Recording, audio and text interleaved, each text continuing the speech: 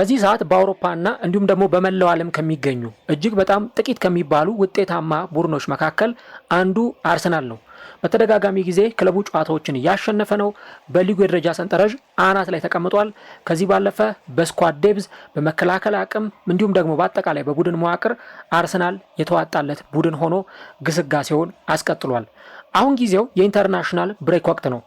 ነገር ግን ከኢንተርናሽናል ብሬክ መልስ አርሰናል ደግሞ ረጅም የማራቶን ጊዜያት ከፊት ለፊቱ ይጠብቁታል። እናም በእነዚህ ጊዜያት አርሰናል ምን ነገሮችን ያሻሽል? በጥሬ ተጫዋቾች የዝውውር መስኮትስ አርሰናል ተጫዋቾችን ማስፈረም ይጠበቅበታል ወይ የሚለውን ጉዳይ እስከ ቪዲዮ መጨረሻ ድረስ አብራችሁን ከቆያችሁ የምንነግራችሁ ይሆናል። ሰላም ጤና ይስጥልን። የተወደዳችሁና የተከበራችሁ ውድ የቻናላችን ተከታታዮች እንዴት ናችሁልን? እግዚአብሔር ይመስገን እኔ በጣም ደህና ነኝ። የምትገኙት አራዳ ሜዳ ኦፊሻል ዩቲዩብ ገጻችን ላይ ነው። ለቻናሉ አዲስ ከሆናችሁ የዩቲዩብ ገጹን ሰብስክራይብ በማድረግና የሮል ምልክቷን በመጫን የቻናላችን ቤተሰቦች እንድትሆኑ የአክብሮት ግብዣችን ነው። ቪዲዮውን ደግሞ ስትጀምሩት ዩቲዩብ ፕሮግራሙን ለብዙዎች እንዲያደርሰው ላይክ ያደረጋችሁ መጀመራችሁን አስታውሱ። የእናንተን ላይክ ማድረግ ዩቲዩብ አጥብቆ ይፈልገዋል፣ ፕሮግራሙን ለሌሎች ሪኮመንድ እንዲያደርገው ወይም እንዲያደርሰው ማለት ነው። ስለዚህ ፕሮግራሙን ስትጀምሩ ላይክ አድርጋችሁ ጀምሩ። ቢያንስ የፕሮግራም 200-300 ላይክ እንዲኖረው ሁላችሁም ይህን ፕሮግራም ስትጀምሩ ላይክ እያደረጋችሁ መጀመራችሁን አስታውሱ። የአራዳ ሜዳ ኮሜንታተር ተስፋ ወርቅ ሉል ሰገድ አብሬያችሁ ቆይታ አደርጋለሁ። ፈጣሪ ፈቅዶ አሁንም በድጋሚ ከእናንተ ጋር ተገናኝተናል። የአርሰናልን ጉዳይ በዚህኛው ፕሮግራማችን ክፍል ላይ የምንመለከተው ይሆናል ማለት ነው። ይህንን ጉዳይ ከማንሳቴ በፊት አንድ ጥቆማ ወይም አንድ ጥያቄ ልጠይቃችሁ እወዳለሁ። እንደው አርሰናል አሁን ካለው ጥንካሬ ላይ ምን ነገሮችን ይጨምር? ምንስ ነገሮችን ያሻሽል? ከዚህ ባለፈ በዝውውር መስኮቱስ ላይ አርሰናል ተጫዋቾችን ማስፈረም ይጠበቅበታል ወይ? አሁን ጥር ላይ የዝውውር መስኮቱ ሲከፈት አርሰናል ተጫዋች ማስፈረም ይጠበቅበታል ወይ የሚለውን ኮሜንት ላይ እየገባችሁ እንድትሳተፉና ሀሳቦቻችሁ እንድጽፉልን በአክብሮት እጠይቃለሁ።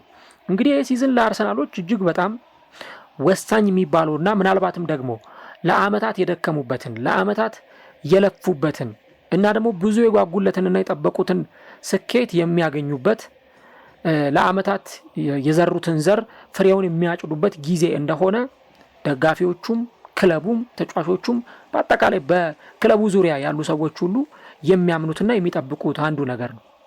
ምክንያቱም አርሰናል ያለፉትን አመታት እንግዲህ ትረስት ዘ ፕሮሰስ በሚለው ሂደት ክለቡ ሲገነባ ቆይቷል። ተጫዋቾች ወደዚህ ክለብ መጥተዋል። ትልልቅ ተጫዋቾች ለክለቡ ፊርማቸውን አኑረዋል።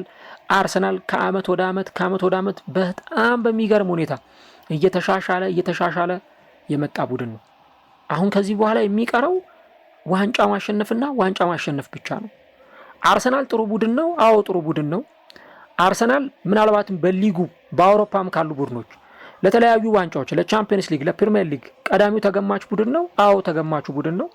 ምናልባትም ደግሞ በተለያዩ ሊጎችም ከምናያቸው ቡድኖች አርሰናል አስፈሪ ከሚባሉት ጥቂት ቡድኖች መካከል አንዱ ነው።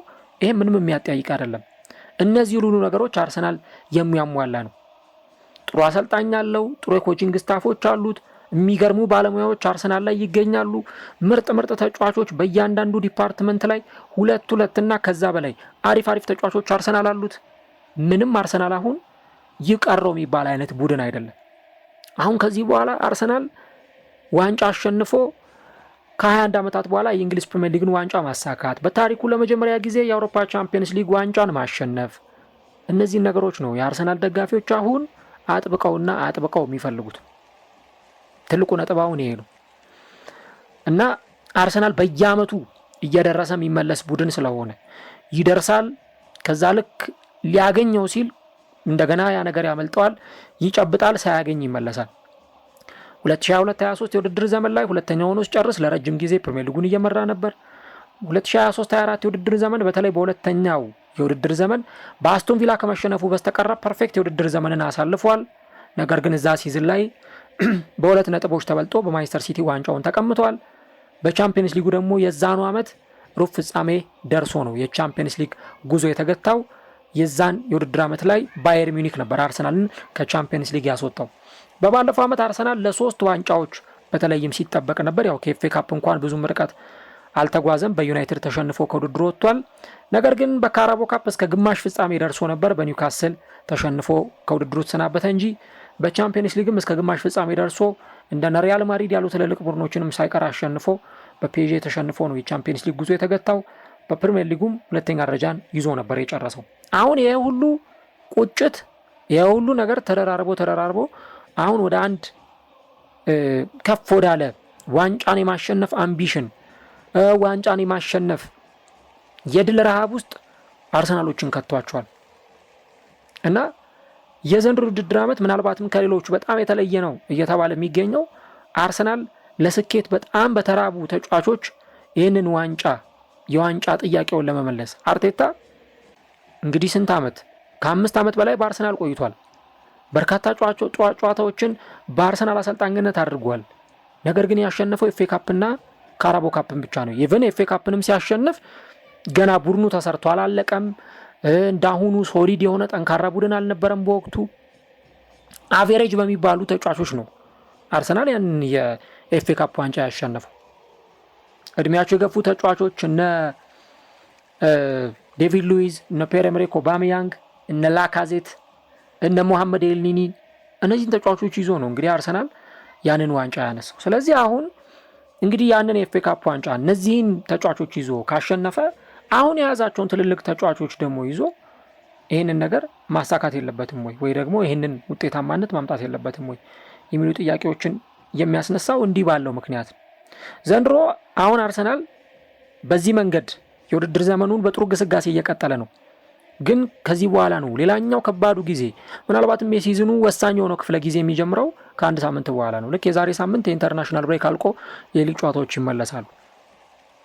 የዛን ጊዜ አርሰናል ይህን ፈተና በደንብ መወጣት ይችላል ወይ፣ አርሰናል ይህን ፈተና መሻገር ይችላል ወይ የሚለው ጥያቄ የሚነሳው በዚህ ወቅት ነው።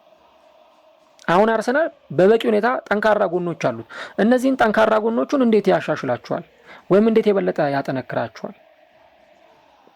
ለምሳሌ አርሰናል በመከላከሉ ረገድ በጣም ጠንካራና የተዋጣለት ቡድን ነው።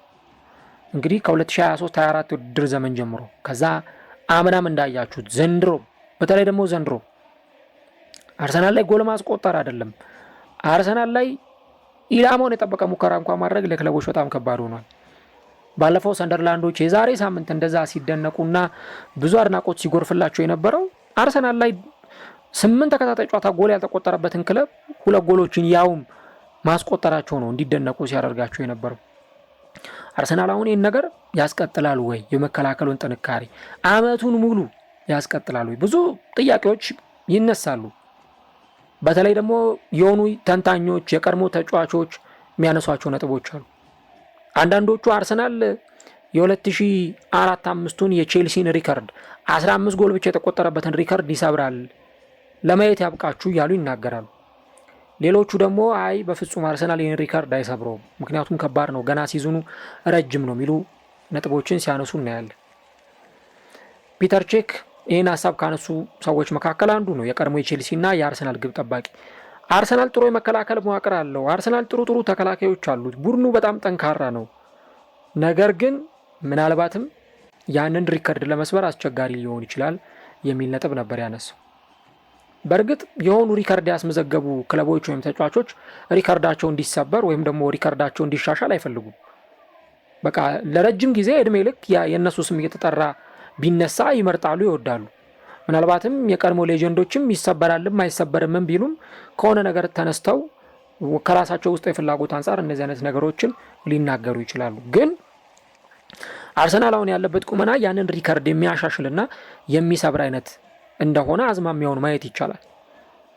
በ122 ዓመታት ታሪክ ነው እንግዲህ ከ1903 በኋላ አርሰናል በተከታታይ 8 ጨዋታዎች ላይ ጎሎች ሳይቆጠርበት መውጣት የቻሉ። ምናልባትም በሰንደርላንዱም ጨዋታ ላይ ባይቆጠርበት ኖሮ አዲስ ታሪክ እንደገና ደግሞ ያስመዘግብ ነበር፣ ለ9 ተከታታይ ጨዋታዎች ጎሎች ሳይቆጠሩበት የወጣ ቡድን በመባል። ግን ደግሞ ክለቦች አርሰናል ላይ እንዴት ጎል እንደሚያስቆጥሩ ያችን ኬሚስትሪ ይፈልጓታል። ለምሳሌ በሰንደርላንዱ ጨዋታ ላይ አርሰናል ጎል ሲቆጠርበት የመጀመሪያው ጎል የተቆጠረው በሎንግ ቦል እንደነበር አይታችኋል። ጎሉን ያስቆጠረው የተከላካይ መስመር ተጫዋች ነው። ሁለተኛው ጎል ሲቆጠር የዳቪድ ራያን ስህተት ተመልክተናል።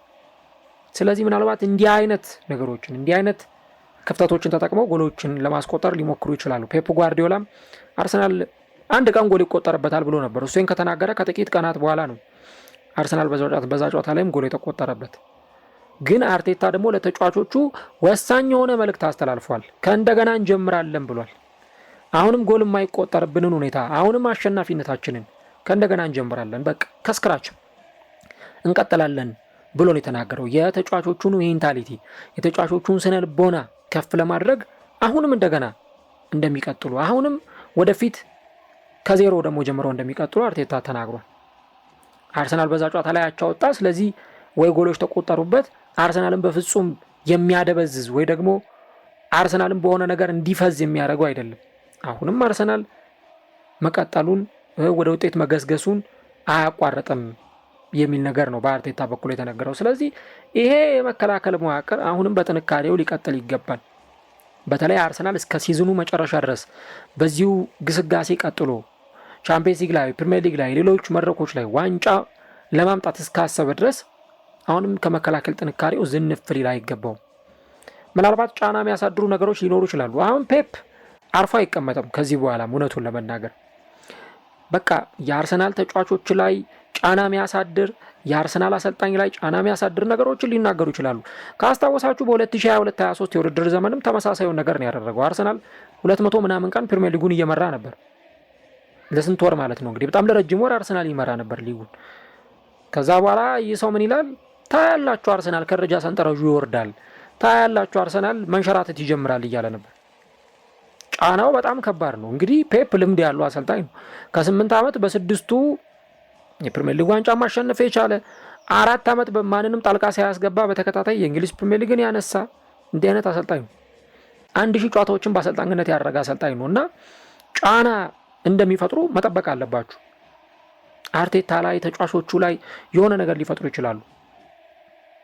አንድ ዶክመንተሪም ባለፈው ሜንሽን ሳደርግላችሁ ነበር። ትሪብል ዊነርስ የሚለው ማንቸስተር ሲቲ የሶስትዮሽ ዋንጫን ያሸነፈበት የውድድር ዘመን ላይ የተሰራ ዶክመንተሪ ነው እና እዛ ዶክመንተሪ ላይ የምታዩት ነገር እጅግ በጣም የሚያስገርማችሁ በቃ የሲቲ ተጫዋቾች መልበሻ ክፍል ውስጥ ምን እያሉ እንደሚነጋገሩ፣ አርሰናል እኮ ይወርዳል፣ አርሰናል ይሸነፋል፣ እኛንን መሪ ምን ሆነው እያሉ የሲቲ ተጫዋቾች እነ ጆን ስቶንስ ይነጋገሩ ነበር እና አርሰናል ላይ ይሄ ጫና መፈጠሩ ስለማይቀርም ከዚህ በኋላ በእርግጥ አርቴታውን ልምድ አለው ከተጫዋቾቹ ጋር ምንድነው በተከታታይ አመታት በ3 የውድድር አመታት ሁለተኛውን የጨረሰ ቡድን ስለሆነ ያውቀዋል እያንዳንዱን ነገር፣ ፕሬሸሩ፣ ጫናው ምን ሊሆን እንደሚችል። ደግሞ ምን ጊዜም አርሰናል ስለሆነ ብቻም አይደለም ከሚመራ ሁለተኛ ደረጃ ሆኖ ከሚከተል ክለብ ይልቅ አንደኛ ደረጃ ላይ የተቀመጠው ቡድን ነው ጫና የሚፈጠርበት። ምክንያቱም እያንዳንዱን ጨዋታ ካላሸነፈ ከደረጃው ሊወርድ እንደሚችል ያስባል። ስለዚህ በጫና ነው የሚጫወተው። ሁለተኛ ላይ ያለው ቡድን ግን የመሪውን ዱካ እየተከተለ አንገቱ ስር እየተነፈሰ አሁንም ጨዋታዎችን ለማሸነፍ ጥረት ማድረጉን ይቀጥላል። ስለዚህ ጫናው አርሰናል ላይ ሊኖር ይችላል። ስለ ጫናው ወይም ስለ ፕሬሸሩ በኋላ ላይ የተወሰነ ነጥብ ጨምርላችኋለሁ። ግን አርሰናል እስከ ሲዝኑ መጨረሻ ድረስ በዚህ ውጤታማነት መቀጠል እፈልጋለሁ ሚል ከሆነ የመከላከል ሶሊዲቲውን ማጠንከር እጅግ በጣም አስፈላጊ ነገር ነው እና ለዚህ ደግሞ ሜንታሊቲያቸው በጣም ማጠንከር፣ ከዚህም የበለጠ ክለቡ በደንብ ሶሊድ እንዲሆን ማድረግ፣ ተቀያያሪ የሆኑ የጨዋታ ሲስተሞችን ይዞ ወደ ሜዳ መቅረብ እጅግ በጣም አስፈላጊ ነው። እኔ አሁን አርሰናል ለምሳሌ 2022-23 ላይ አላየንም እንደዚህ አይነት ቡድን፣ 2023-24 ላይ እንደዚህ አይነት ቡድን አላየንም። አምና በተወሰነ መንገድ አይተናል፣ ዘንድሮ ደግሞ በደንብ አይተናል። ለምሳሌ አርሰናል 2022-23 የውድድር ዘመን ላይ 2 ጎል አስቆጥሮ እረፍት 2-0 እየመራ ቢወጣ ከረፍት መልስ ኳሱን ይዞ ነው የሚጫወተው፣ እያጠቃን የሚጫወተው፣ እየወረረ ነው የሚጫወተው። አሁን ተቀይሯል። አርሰናል 2-0 እየመራ እረፍት ከወጣ ከረፍት ሲመለስ ለተጋጣሚው ኳሱን ሰጥቶ ነው የሚጫወተው። ባለፈው በሰንደርላንድም ጨዋታ ላይ አንዱ ዋጋ ያስከፈለው አርሰናልን እሱ ነው። 1-0 ተመራ። በጣም ሃይ ኢንቴንስ ጨዋታ ነው። የጋሎ ስታዲየም ላይ መተው ስታዲየም ኦፍ ላይ መተው ነው ያንን ጨዋታ ያደረጉት። 2 ጎል አስቆጥረው መሩ፣ ካምባክ አሳዩ። በቃ ላይ ያሸንፉ ተቃርበው ነበር። ግን ልክ አርሰናል የሚፈልገውን ሁለተኛ ጎል ካስቆጠረ በኋላ ኳሱን ለሰንደርላንድ ለቀቀ። 80% በኳስ ቁጥጥር ተበለጠ። ኤበረቼዜን ቀይሮ ሞስኩዌራን አስገባና በ5 ተከላካዮች አርቴታ መጫወት ጀመረ። ከዛ መጨረሻ ላይ ዋጋ ከፈለ ማለት ነውና በእርግጥ የሚደገፍ ሁኔታ አለው። ለምሳሌ 2 ጎል አስቆጥሮ ወይ 3 ጎል አስቆጥሮ ከዛ በኋላ ኳሱን ለተጋጣሚ ትቶ ብዙም ሳይሯሯጡ ብቻ አጥራቸውን አስጠብቀው መከላከል ያንዱ ጥሩ ነገር ሊሆን ይችላል። ግን ከዚህ ነገርም ባለፈ ደግሞ አንዳንድ ጊዜ ተቀያሪ የሆኑ የጨዋታ ሲስተሞችን ይዞ መቅረብ እጅግ በጣም አስፈላጊ ነው። ምክንያቱም ሁልጊዜ አርሰናል ተገማች መሆን የለበትም። አርሰናል አሁን በፊት ውብ እግር ኳስ ይጫወታል፣ ምንም ይሄም ያጠያይቅም ነገር አይደለም። አሁንም አርሰናል ውብ እግር ኳስ ይጫወታል። ግን ሲያስፈልግ አርሰናል ደግሞ ቦሪንግ ፉትቦልም የሚጫወት ቡድን። ለምሳሌ ከዩናይትድ ጋር ሲጫወት በአንደኛው ሳምንት ላይ አርሰናል እያጠቃ እንደሚጫወት ነበር ሁላችንም ስናስብ የነበረው። ግን የሆነው ተቃራኒ ነው። አርሰናል ጭራሽ ሲከላከል ቆይቶ ሙሉ 90 ደቂቃ ከኳስ ጀርባ ሆኖ ሲከላከል ቆየ። ከቆመ ኳስ ያችን የካላፊዮሪ ኳስ አስቆጠረ። 1-0 አሸንፎ 3 ነጥብ ይዞ ወጣ ማለት ነው። የበርንሌይን ጨዋታ ቅድም አንስቼላችኋለሁ። 2 ጎል ካስቆጠረ በኋላ በቃ ዘና ብሎ ነው አርሰናል ሲጫወት የነበረው፣ እየተከላከለ ኋላውን በደንብ እየጠበቀ ባክ ላይኑን ማለት ነው። ከስላቪያ ፕራሃ ጋር ሲጫወት አርሰናል የመጀመሪያውን 15 ደቂቃ ሲጠቃ ነበር እና እንደዚህ አይነት ተቀያያሪ የሆኑ የጨዋታ ስልቶችን ይዞ መምጣት በጣም አስፈላጊ ነገር ነው። መከላከሉን በደንብ አርሰናል እያጠናከረ ከሄደ አሁንም ሲዝኑ መጨረሻ ላይ የሆነ ነገር ይዞ ከሲዝኑ ሊወጣ ይችላል። የሆነ ዋንጫ፣ የሆኑ ስኬቶችን ይዞ አርሰናል ሊወጣ ይችላል እና ለዚህ ደግሞ ቡድኑ በደንብ ተዋቅሯል። ግን ሌሎች ተጣዋቂ ወንበር ላይ ያሉ ተጫዋቾች መዘንጋት የለባቸውም። እነ ሉዊስ ስኬሊም ቢሆኑ ከዛ ባለፈ እነ ፔሮ ሂንካፔ፣ ቤን ዋይት የዚህ ቡድን ጥንካሬዎች ናቸው። ሌላው በአርሰናል በኩል የሚነሳው ነገር የሴት ፒስ አጠቃቀማቸው ነው። አሁንም እስከዚህ ሲዝኑ መጨረሻ ድረስ ይሄ ነገር ይቀጥላል የሚል እምነት አለ። በተለይም ደግሞ የቡድኑ የቆመ ኳስ አሰልጣኝ ኒኮላ ዮቨር አርሰናልን ከተረከበበት ጊዜ ጀምሮ በቆመ ኳስ አሰልጣኝነት ሚና እዚህ ክለብ ውስጥ ከተሾመ ጊዜ ጀምሮ እጅግ በጣም አርሰናል የሚገርም የቆመ ኳስ ውጤታማነትን ነው እያሳየ የሚገኝ። ስለዚህ ይህን ነገር አሁንም በደንብ ኤክስፐርታይዝ እያደረጉ ማዳበር፣ ሌሎች ክለቦች የማይደርሱበት ደረጃ ላይ ያንን ነገር ሰቅሎ ማስቀመጥ በጣም የተሻለ እንዲሆን አርሰናልን ያደርገዋል።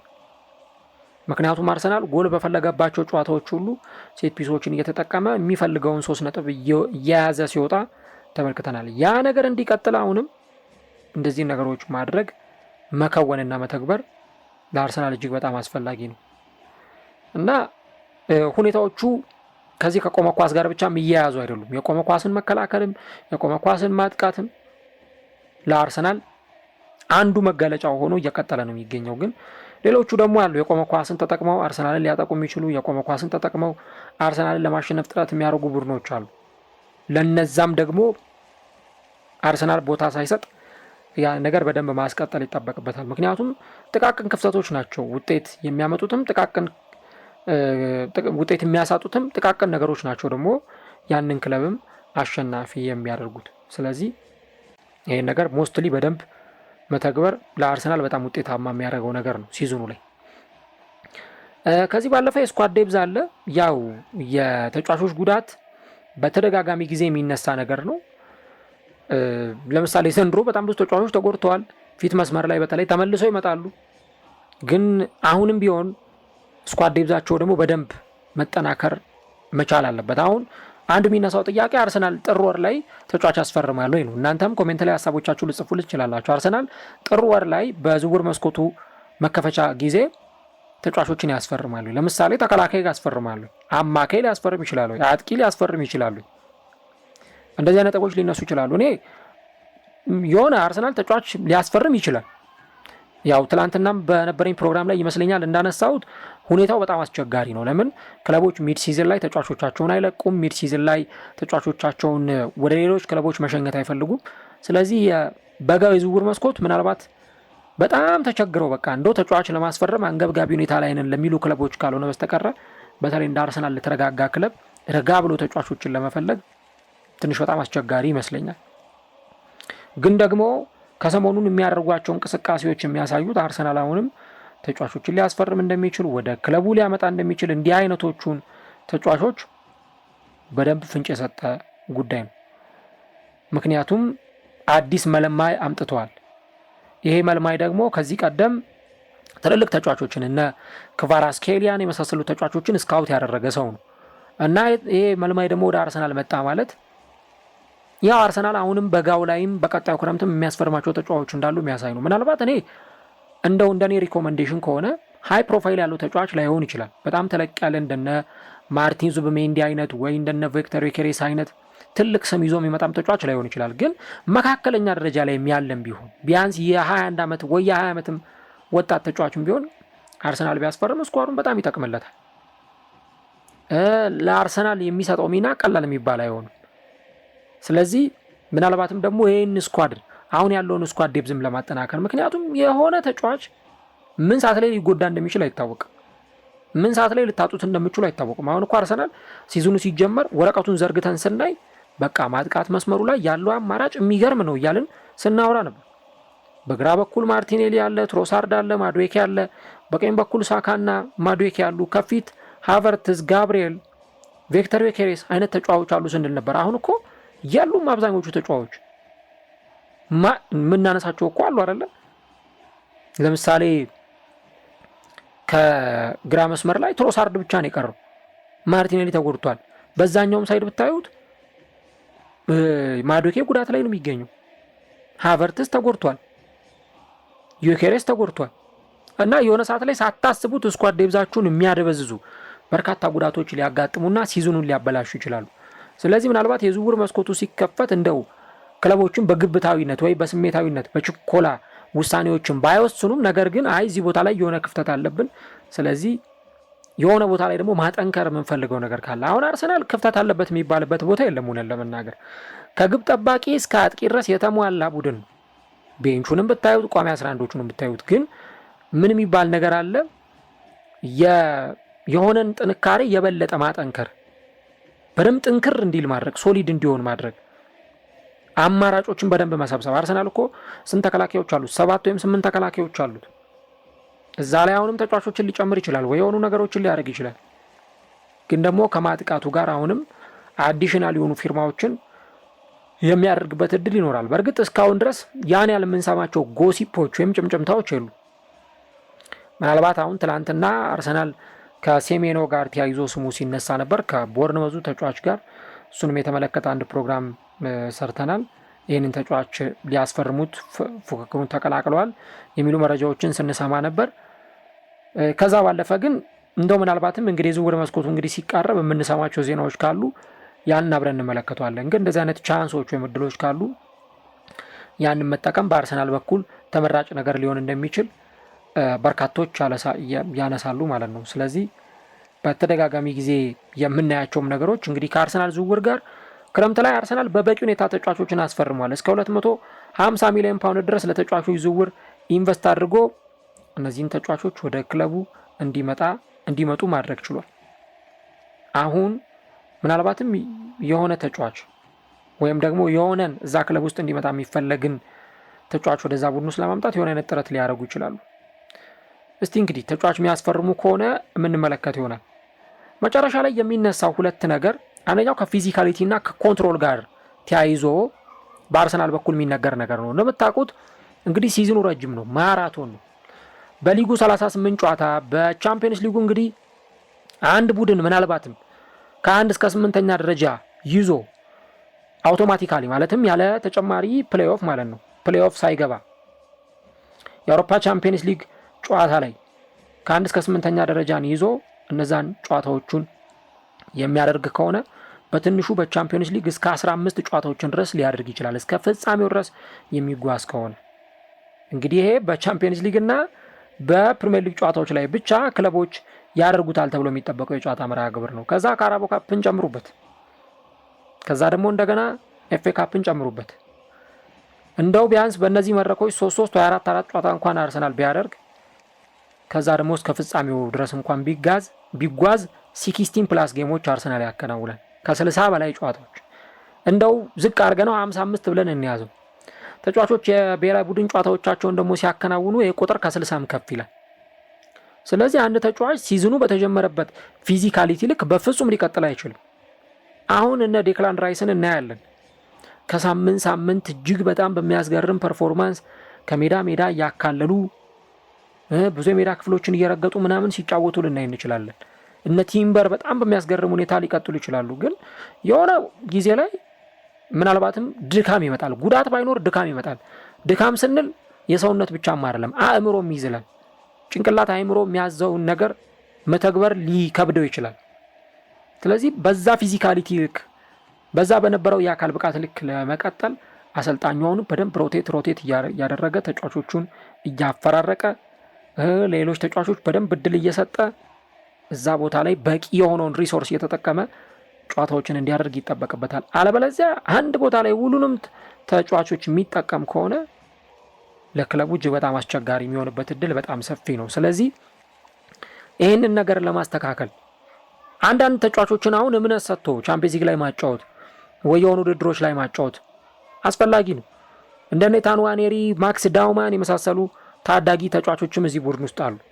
እነዚህ ተጫዋቾች በእድሜያቸው ልክ የሆነ መሸከም የሚችሉትን እድል መስጠት በኋላ ፍሬያማ ያደርጋል። ለምሳሌ ካስታወሳቸው አርሰን ቬንገር በአርሰናል ዋንጫ ከበላበት ዓመት በኋላ በ2004-05 የውድድር ዘመን አንድ ወሳኝ ተጫዋች ተጎድቶባቸው ነበር። ፓትሪክ ቪዬራ የክለቡ አምበል ለሴስክ ፋብሪያስ ነበር ለትንሹ ልጅ የመጫወት እድል የሰጡት። በ15 ዓመቱ በ16 ዓመቱ የሚገርም ስራ ነበር የሰራው።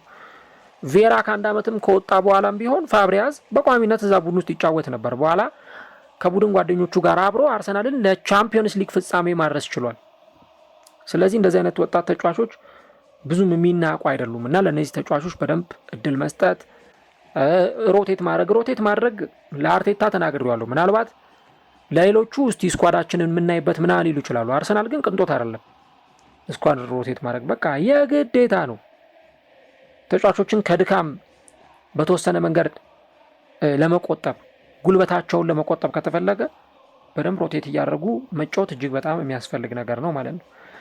መጨረሻ ላይ የሚነሳውና ሌላኛው በጣም ዋነኛው የሚባለው ነገር እስካሁን ካነሳናቸው ነገሮች የሜንታሊቲ ወይም የስነ ልቦና ጥንካሬ ጉዳይ ነው።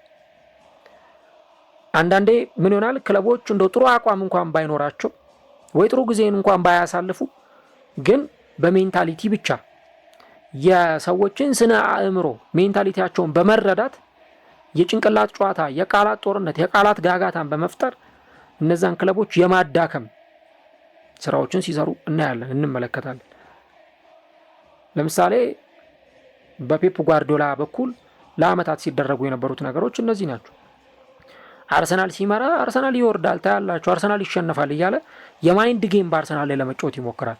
ጫና እነሱ ላይ ለመፍጠር የሆነ ስሜት እንዲሰማቸው ለማድረግ ይሞክራል። የዛኔ ባያስቡት እንኳን የሆነ አይነት ስሜት እነሱ ጋር ሊፈጥርባቸው ይችላል። አስቦት እንኳን ባያውቁ ከዛ በኋላ እንዲያስቡት እድል የሚያመቻች ሊሆን ይችላል። እና ሜንታሊቲ ላይ በጣም ጥንቃቄ ማድረግ አስፈላጊ ነው። አሁን የአርሰናል ተጫዋቾች ሜንታሊቲያቸው ከፍተኛ ነው። የዛሬ 3 ዓመት እንደነበረው አይደለም፣ ወይ የዛሬ 4 ዓመት እንደነበረው አይደለም። የአርሰናሎች ሜንታሊቲ የዛሬ 3 ዓመት ምናምን የሆነ ነገር እንኳን ቢባል ጫናው በጣም የሚያፍረከርከው ቡድን ነበር። አሁን ግን እንደው ለምን ሙከራ ተሞከረብን፣ ለምን ጎል ተቆጠረብን። በቀደም ማጋሌሽን አይታችሁታል። የዛሬ ሳምንት ከሰንደርላንድ ጋር ልክ ያ ጎል ሲቆጠርበት በቃ አላመንም። በቃ በማሊያው ፊቱን የሸፈነው ምክንያቱም በፍጹም ለማመን የሚከብድ ነገር ነው። እና እንዲህ አይነቱ ሁኔታ ደግሞ ምናልባትም በዚሁ መቀጠል ይኖርበታል። ጫናዎችን አሰልጣኙ ነው በነገራችሁ ላይ ጫናዎችን በደንብ ከተጫዋቾቹ ላይ ማራገፍ የሚችለው ተጫዋቾቹ ናቸው ከዛ ቀጥሎ ያለውን ድርሻ የሚወስዱት እንጂ ዋናው ይሄን ድርሻ የሚወስዱ አሰልጣኙ። በቃ ተጫዋቾቹን መልበሻ ክፍል ውስጥ በደንብ ኮንትሮል በማድረግ የሶሻል ሚዲያ አክቲቪቲያቸውን በመገደብ ከዛ በተጨማሪ ስራቸው ላይ ብቻ ትኩረት እንዲያደርጉ በማድረግ እና ደግሞ ሜዳ ውስጥ ያንን ጫና እያሰቡ እንዳይጫወቱ ማድረግ እጅግ በጣም አስፈላጊ ነገር ነው።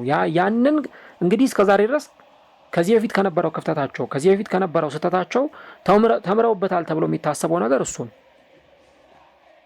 እና አርሰናልን እስከዛሬ ሲጎዳ የነበረው አንድም በሚጠበቀው መጠን በስነ ልቦና ነገር ጠንካራ አለመሆኑ ነበር እንጂ ለምሳሌ እኔ 2023-24 ላይ እውነት ለመናገር ዋንጫውን የሚገባው አርሰናል ነበር። የ19 ቀን ረፍት ነበራቸው። ዱባይ ረፍት አድርገው መጡ። ሲመጡ ሌላ ማናውቀው አርሰናል ነው የሆነው። አንድ ያችን ጨዋታ እንግዲህ ልብ በሉ፣ አንድ ያችን ጨዋታ በአስቶን ቪላ አርሰናል ባይሸነፍ ዋንጫውን ያነሳው ነበር። ግን በእግር ኳስ ደግሞ ቢሆን ኖሮ ሚል ካልኩሌሽን አይሰራም። ሮድሪ እንደውም ምንድን ያለው ከዛ በኋላ ዋንጫውን ካነሱ በኋላ አርሰናሎች ከኛ ጋር ሲጫወቱ አቻ ለመውጣት 1 ነጥብ ይዘው ለመውጣት ነበር የመጡት፣ ምናልባትም እኛን ለማሸነፍ ቢመጡ ኖሮ ዋንጫውን ማሸነፍ ይችሉ ነበር ብሎ ነበር አስተያየቱን የሰጠውና ሁል ጊዜም ቢሆን ይህንን ሜንታሊቲ እንግዲህ ክለቦች ብዙ ጫና ላይ ሊያሳድሩ ይችላሉ። ፔፕ ጓርዲዮላ እንደዛ ብሎ ይናገራል፣ የሲቲ ተጫዋቾች እንደዛ ብሎ ይናገራሉ። አምና ሊቨርፑሎች አርሰናል ከሊቨርፑል አንፊልድ ላይ ሲጫወት የአርቴታን ምስል በቀልድ መልክ አድርገው አርሰናል ሁል ጊዜ ማጀብ ነው በቃ ሁለተኛ መሆን ነው ስራው እንጂ መቼም አንደኛ አይወጣም አርሰናል ለሙሽርነት የሚበቃ ክለብ አይደለም ብለው የአርሰናል ደጋፊዎችን ፍጹም ሀምብል ለማድረግ የአርሰናል ደጋፊዎችን አንገት ለማስደፋት ከፍተኛ ጥረት ነበር ያደረጉት። ይሄ የሚፈጥረው ጫና ቀላል የሚባል አይደለም። ክለቦች እንደዚህ አይነት ነገሮችን በደጋፊዎቻቸውን በኩል ቢሆን ሲያስተላልፉ ሌሎቹንም ሁኔታዎች ስታዩ ተጫዋቾቹ ላይ አሰልጣኞቹ ላይ የሚፈጥረው ጫና በጣም ከባድ እና ይሄንን ነገር ለማሸነፍ ከዚህ ነገር ነፃ ለመውጣት ሁልጊዜም በሜንታሊቲ ጥንካሬ ልክ በሜንታሊቲ ከፍታ ልክ አርሰናሎች መቀጠል ይጠበቅባቸዋል። ያንን ሲያደርጉ ምናልባትም ሲዝኑ ላይ ውጤታማ ሊሆኑ ይችላሉ። ምክንያቱም እግር ኳስ የሜዳ ላይ ፐርፎርማንስ ወይም የአካል ብቃት ጉዳይ ብቻ አይደለም። የአእምሮ ጥንካሬም እዚህ ውስጥ መጨመር አለበት። አእምሮ ጠንካራ መሆን አለበት። አእምሮ ምንም ነገር ዲፌንድ ለማድረግ ዝግጁ መሆን አለበት እና ከዚህ በፊት የነበሩ ነገሮች ጫና ውስጥ ሊከቱት ይችላሉ። ቅድም እንዳልኳችሁ ሊቨርፑሎች ሲያደርጉት የነበረው ነገር፣ አርሰናል ሲያደርግ የነበረው ማንቸስተር ሲቲ ሲያደርጉ የነበረው ነገር። ለዚህ ደግሞ ብቸኛው መፍትሄ ማሸነፍ ነው። በቃ ለምሳሌ ቻምፒየንስ ሊግን ካላሸነፍክ መድኃኒት የለም። ፕሪሚየር ሊግን ካላሸነፍክ ሁልጊዜ ይቀለድብሃል። እንደዚህ አርሰናል ይመራል፣ ከዛ ሌላ ክለብ አሳልፎ ይሰጣል እየተባለ 2022-23 ላይ ጥሩ አልነበረም ሲቲ እንደውም እስከ ሲዝኑ አጋማሽ ምናምን። አርሰናል ደህና እየቀጠለ ሄደ። በ11 ነጥብ ልዩነት ፕሪሚየር ሊጉን አርሰናል እየመራ ነበር። ያን ዋንጫ አሳልፎ የሰጠው በራሱ በአርሰናል ድክመት ነው። በኋላ ላይ ሲቲ የነበረው ጥንካሬም እንዳለ ቢሆን አምናም ሊቨርፑል በተለይ ከሁለተኛው ዙር በኋላ በተደጋጋሚ ጨዋታዎች ላይ ነጥብ እየጣለ አንዳንድ ጨዋታዎች ላይ ጭራሽ እየተሸነፈም ነበር። ግን አርሰናል ደግሞ መድረስ አልቻለም። ጭራውን እንኳን መያዝ አልቻለም የሊቨርፑልን። በዛ ምክንያት ታይትሉን ዋንጫውን ሳያገኘው ቀርቷል። ስለዚህ ከምንም ነገር በላይ ከዚህ በፊት ከነበረው ስህተት በመማር ከዚህ በፊት ከነበረው ቁጭት ትምህርት በመውሰድ በጣም በስነ ልቦና ረገድ ጠንካራ መሆን ያስፈልጋል። ይህንን ዋንጫ ማሳካት እንደሚችሉ ማመን ብቻም ሳይሆን ከዛ ደግሞ ሜዳ ላይ እያንዳንዱ ጨዋታ ነው። ምክንያቱም 3 ነጥብ እያስገኘላቸው መሄዱ ምናልባት አሁን ዘንድሮ ሊቨርፑል ለዋንጫ ላይ ይፎካከር ይችላል፣ ኦር እነ ቶተናም ላይ ይፎካከሩ ይችላሉ ምናምን። ግን ሁሌም እንግዲህ አሁን አርሰናል በዚሁ ከቀጠለ አሁን ባለው ፔስ የሚቀጥል ከሆነ ሊፎካከር የሚችለው ከሲቲ ጋር እሱን ሲደርስ እናየዋለን። ጊዜው ቦክሲንግ ዴይ ካለፈ በኋላ ከብሬኩ በኋላ ደግሞ ጭራሽ ከባድ ጨዋታዎችን ነው አርሰናል የሚያደርገው ከነ ቶተናም ጋር ከነ ባየር ሚዩኒክ ጋር ከነ ቼልሲ ጋር ከባድ ጨዋታዎችን ይሄ ክለብ ያከናውናል። ስለዚህ ይህንን ጊዜ ለማሸነፍና በዚህ ጊዜ ላይ ውጤታማ ለመሆን እነዚህ ነገሮች ማድረግ ይጠበቅበታል። እስካሁን ያለው ጥንካሬው የሚጨበጨብለት ፈረንጆቹ ምን ይላሉ? ስታንዲንግ ኦቬሽን የሚባል ነገር አለ። በቃ ደጋፊዎች፣ የእግር ኳስ ተመልካቾች፣ ማንም የአርሰናል ደጋፊም ባይሆን ቆመ የሚያጨበጭብለት ፐርፎርማንስ አርሰናል አሳይቷል። ግን ደግሞ ሲዝን እንዳልኳችሁ 11ኛው ሳምንት ላይ የሚያበቃ ሳይሆን እስከ መጨረሻው ድረስ የሚሄድ ነው። ቻምፒየንስ ሊግም አለ፣ ካራቦ ካፕም አለ፣ ኤፍ ኤ ካፕም አለ። አሁን አርሰናል 4 ዋንጫዎች ላይ ነው የሚሳተፉ። ከአራቱ ምን ያክሉን ያሳካል? እንደ አምናው አይነት ነገር ያጋጥመዋል? እየደረሰ ግማሽ ፍጻሜ ምናምን እየደረሰ ይመለሳል ወይስ ደግሞ በጥንካሬ 2 ዋንጫ 3 ዋንጫ? ከዚህ በፊትም ፕሮግራም ሰርቻለሁ፣ ገብታችሁ ልታዳምጡ ትችላላችሁ። አርሰናል አሁን ባለው ጥንካሬ 2-3 ዋንጫ ማሸነፍ ይችላል። ይህን የኔ ፐርሰናል ኦፒኒየን ነው። እስካሁን ድረስ ከተመለከትኩት ካየሁት አንጻር አርሰናል 2-3 ዋንጫዎች ቢያንስ ቱ ዘ ሚኒመም 2 ዋንጫ አርሰናል ማሸነፍ ይችላል። ቻምፒየንስ ሊግና ካራቦ ካፕ ወይ ቻምፒየንስ ሊግና ፕሪሚየር ሊግ ወይ ፕሪሚየር ሊግና ካራቦ ካፕ ወይ ቻምፒየንስ ሊግና ኤፍ ኤ ካፕ የማሸነፍ ፕሮባቢሊቲ አለው። በቻምፒየንስ ሊግም አሁን በኖፕታ ከፍተኛ ግምት ተሰጥቶታል። በፕሪሚየር ሊጉም ከፍተኛ ግምት የተሰጠው ቡድን ነው። ያንን የተሰጠውን ግምት ግን ጫናውን አርቀው በራቸውን ዘግተው የሜዳ ላይ ፐርፎርማንሳቸውን ማሳየት አስፈላጊ ነገር ነው። ምናልባት እኮ አቻ የምትወጡበት ጊዜ ሊኖር ይችላል፣ የምትሸነፉበት ጊዜ ሊኖር ይችላል፣ ጎል የሚቆጠርባቸው ጊዜ ሊኖር ይችላል። ግን ቦታና ጊዜ ወሳኝነት አለው። አሁን አምና ሊቨርፑል ከቦክሲንግ ዴይ ጨዋታዎች በኋላ የሆኑ ሰዓት ላይ ነጥብ ሲጥል ነበር፣ ሲሸነፍ ነበር። ግን ኦልሬዲ አስቀድሞ ብዙ ነጥብ ሰብስቧል። አርሰናልም ጥሩ አይደለም። ስለዚህ አርሰናል ቢያንስ እዛ ስቴጅ ላይ እዛ ቦታ ላይ እስከሚደርስ ድረስ ያንን ውጤታማነቱን በደንብ ማስቀጠል፣ በደንብ ያንን ውጤታማነት ይዞ መቀጠል ይጠበቅበታል ማለት ነው። ስለዚህ በእኔ በኩል እነዚህን ነጥቦች አንስቻለሁ። እናንተስ እስቲ አርሰናል በደንብ ዋንጫውን ለማሸነፍ ምን ነገሮችን ከዚህ በኋላ ማሻሻል ወይም ማጠንከር አለበት? በክረምት ውስጥ በበጋ ውስጥ የተጫዋቾች የዝውውር መስኮት ላይ ተጫዋቾችን ማስፈረም አለበት ወይ? ሀሳቦቻችሁን ልታደርሱ እንችላላችሁ። እንግዲህ አርሰናል በዚህ አይነት መልኩ ነው እየቀጠለ የሚገኘው። ሌሎች ፕሮግራሞችም አሉ ፈጣሪ ቢፈቅድ፣ ስለ እነ ኤዜም ስለ ነሳካም ቀጣዮቹ ፕሮግራሞችን ወደ እናንተ የምናደርስ ይሆናል። ምሽት ላይ ደግሞ እንደዚሁ በሬዲዮ ፕሮግራማችን ወደ እናንተ እንደርሳለን። አራዳ ሜዳ ፕሮግራማችን በአራዳ ኤፍኤም 95.1 ከምሽቱ 1 ሰዓት እስከ 3 ሰዓት የሚደመጥ ይሆናል። እዛ ላይም አለው። እንገናኛለን። መልካም ቀዳሚት ሰንበት፣ መልካም ዕለተ እሁድ። ነገ ደግሞ እሁድ ነው። መልካም ዕለተ ሰንበት፣ መልካም የሳምንቱ መጨረሻ የእረፍት ጊዜ ይሁንላችሁ።